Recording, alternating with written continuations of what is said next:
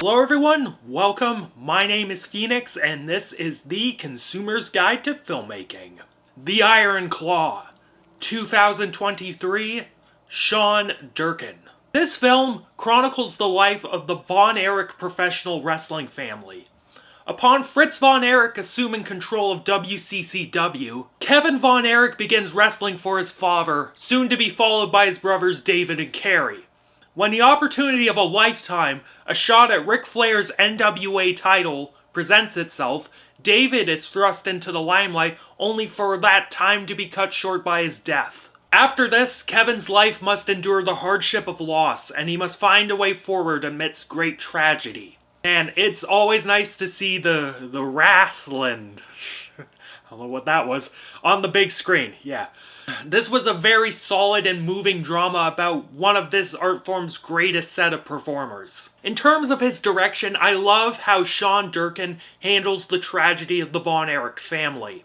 All of the death scenes in this film are presented in such a quiet and subdued way. David's death was nothing more than a cut to Kevin driving up and seeing someone driving away from the ranch, which is presented to be seen as off. Mike was this beautiful wide shot of the family searching for him, presented in near silence. The montage before that, set to Mike meekly singing, was very heavy. Related to that, I loved the zoom out when Mike separated his shoulder, showing the dead sportatorium with barely anyone there. That was really well done. The most over the top though was Kerry, and while it wasn't as strongly presented compared to the others, it was still fairly impactful. Durkin's direction during the quieter, dialogue-heavy scenes was understated but pretty solid as well. The score in this film is very typical for a more independent drama like this. It's very post-rock inspired and it is incredibly atmospheric, but I'm always a sucker for those post-rock droning scores, and I dug that vibe for this film. It really fit the somber tone. The soundtrack was very much of the time period the Von Erichs were big. Lot of bangers by Tom Petty, Rush, the Blue Oyster Cult, etc. While the songs used are definitely overplayed radio hits, they really worked in the context of this film. The montage set to Tom Sawyer went fucking hard. I'd be marking out so much if I saw those boys enter to that song. Then we come to the wrestling portions of the film, and the visuals and the production design for these sections were brilliant. The scenes were solidly edited, and these actors were doing well and taking some solid bumps throughout the film. The sets were sometimes minimized, and that was a bit sad, but not seeing Texas Stadium or the SummerSlam where Kerry won the IC belt wasn't too important. The old Sportatorium looked brilliant though, and the way that place was lit was really nice. One of the issues I had in the department of all the wrestling stuff was the costuming and makeup. Being a ridiculously autistic wrestling fan, I know my stuff when it comes to this. It's sad, but I know a lot about wrestling. Some of what they were doing in this film could be forgiven, and the attempt was admirable here and there.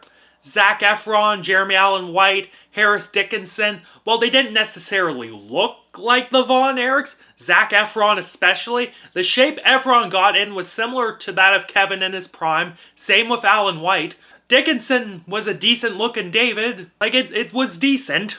The rest of the wrestlers though, The dude playing Harley Race looked a little more like Trevor Murdoch, this guy, than he did Harley Race, this guy. The Freebirds though were uncanny in how much they looked like the real Freebirds though. That was fucking ridiculous. But I think the worst offender when it comes to the non-Von Erich wrestlers in this film is Ric Flair. Just in terms of look, this dude didn't look like Ric Flair at all. Holy shit. Writing-wise, the story of the Von Erichs was effectively dramatized. Most of the character interactions were pretty natural. The presentation of Fritz Von Erich and his relationship with his kids had some real meat to it. I don't doubt for a second that Fritz was a hard ass towards his sons and wanted them to be emotionless, manly men. I don't doubt for a second that that shit really fucked his kids up. That persistent desire to work as hard as he can to please someone whose standards are unattainable. That's really tough to deal with. And thankfully, Kevin has found peace despite all this, and he's doing alright now. Some of the script could get a bit too dick cheese for me though. The scene where Kevin and Carrie were on the phone, Carrie was going on about how he wants to end it.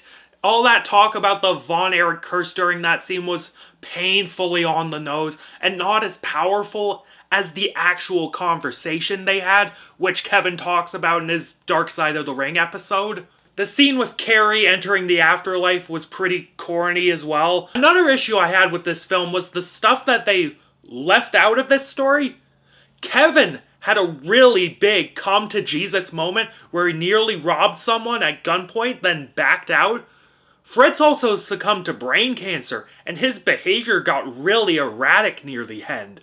Kind of odd that you leave those bits out, as you could have had that bittersweet ending in this film with all of that included.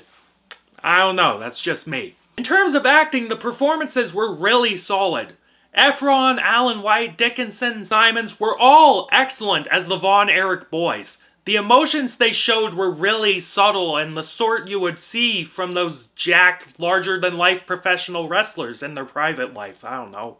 Holt McCallany was really good as Fritz Von Erich. Not only did he look the part, he played the character really well, as can be attested to by Kevin himself. His macho bravado was very palpable. Lily James was really nice as Pam Von Erich, and her chemistry with Efron was very cute. There were lots of great performances in this film. The only performance, and this is just my pure wrestling autism speaking, was Aaron Dean Eisenberg as Ric Flair. Not only did he not look like Ric Flair, he didn't even try to sound like him. He did the worst fucking Flair promo I have ever heard in my fucking life. Oh my god, it was so bad. Overall, I think director Sean Durkin did right by this story, more or less. While some of it was a bit too Hollywood, and the costume stuff wasn't the greatest, the stuff that worked, really worked. The acting was great, the best bits of the writing was really resonant and powerful, and the film was tightly made. The Iron Claw is a very moving tale, even for those who don't know anything about the Von Erichs and what they meant to professional wrestling. I say check this film out if you are looking for a solid drama, and especially check it out if you are a fan of the wrestling. I don't fucking know. And I am feeling a 7.5 to an 8 out of 10 on this one. I think it's closer to an 8 than a 7.5, which might be a little generous, but man, its strong elements are really strong. It's a pretty damn good film. Catch you later, guys.